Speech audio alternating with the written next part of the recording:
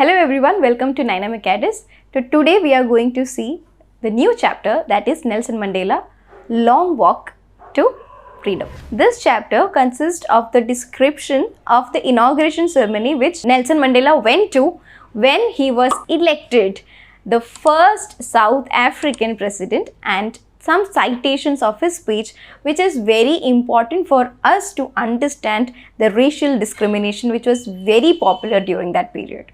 Before starting up with the description of the inauguration ceremony and his speech, we have to be very clear with certain terms. That is, the first one is apartheid regime, which is actually a political policy which was very popular in that period, and that means, the apartheid regime means that segregation means differentiating the people or a group of people on the major basis of race.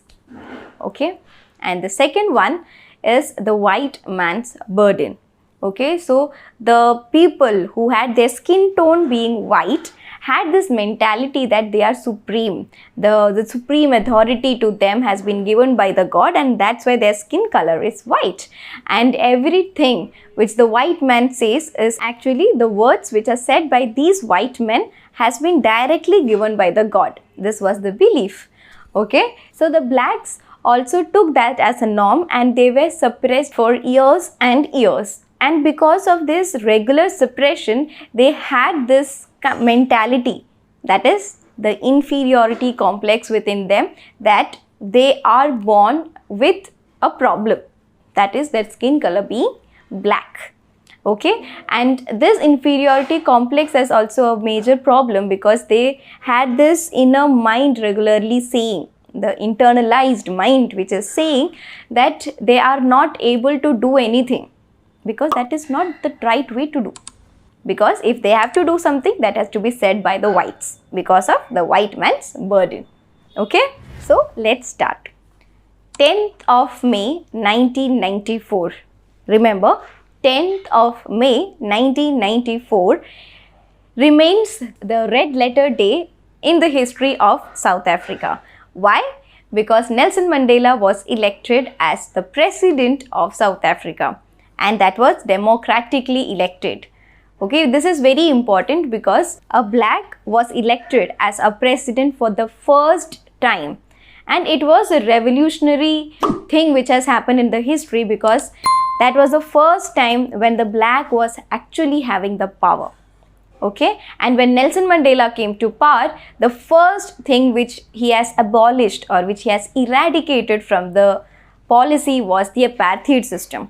He said there is no need of segregation between the people on the basis of race or color. So this was a grand inauguration ceremony which took place in the grand amphitheater of the Union Building in Pretoria.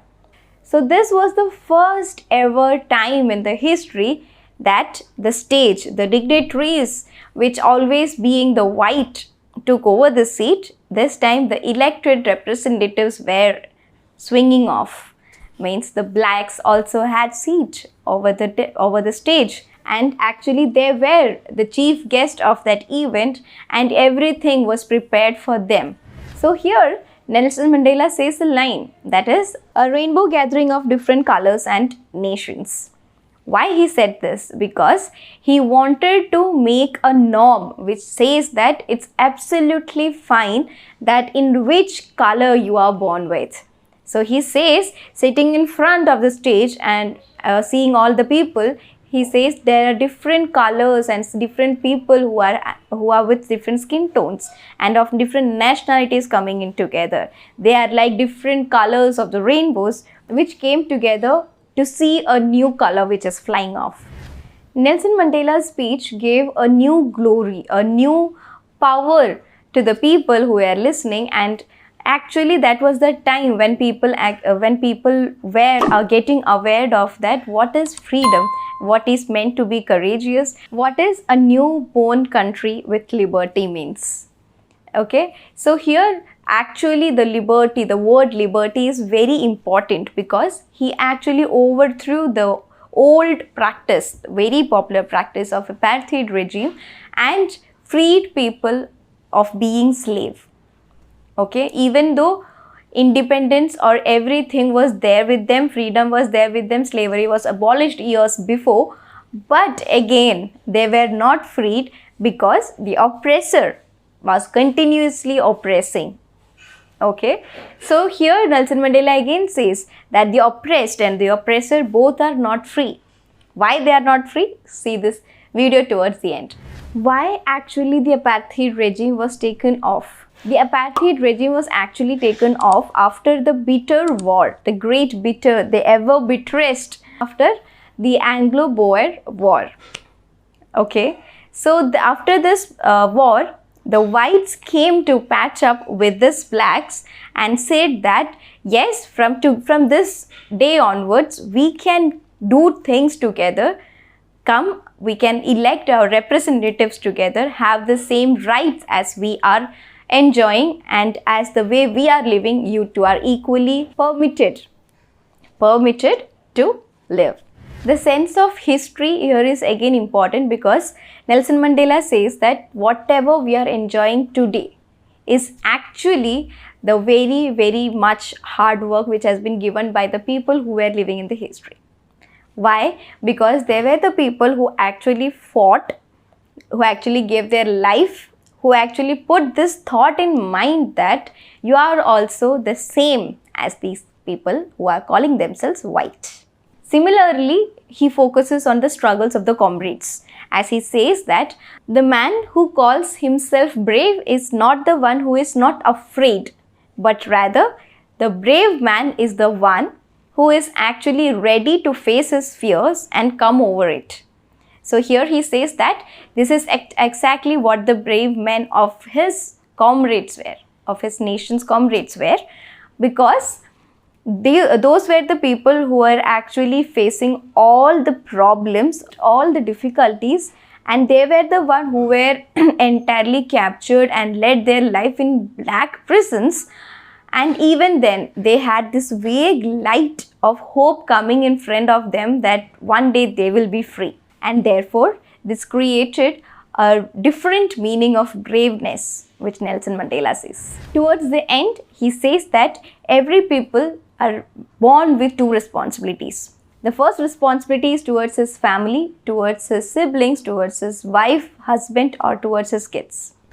And the second one is towards his nation, that whatever you do, that should be a bench which is making the nation upwards. His idea of freedom and the dignity of his people made him a rebel.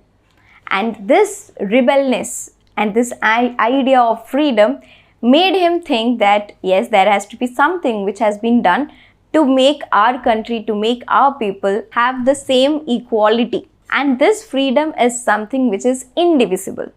And that's why he says that if an oppressor is oppressing the oppressed, the both people, oppressor and the oppressed, both are not enjoying freedom, because snatching out others' freedom doesn't make the people free. I hope the chapter was clear, and yes, it is bit difficult, but these things which I have explained, if you write that in your answer sheet, that is enough as an answer.